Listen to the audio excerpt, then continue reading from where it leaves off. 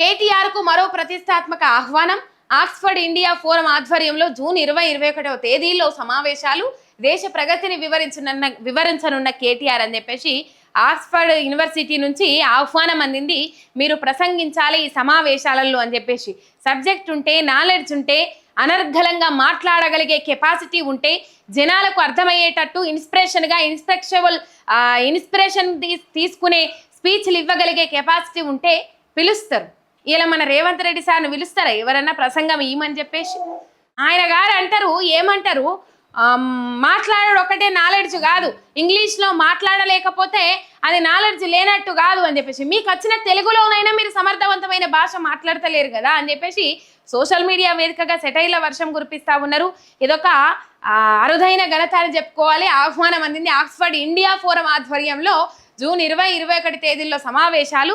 దేశ ప్రగతిని వివరించనున్న కేటీఆర్ అని చెప్పేసి ఇక్కడ కేటీఆర్ను పిలిచిండ్రు.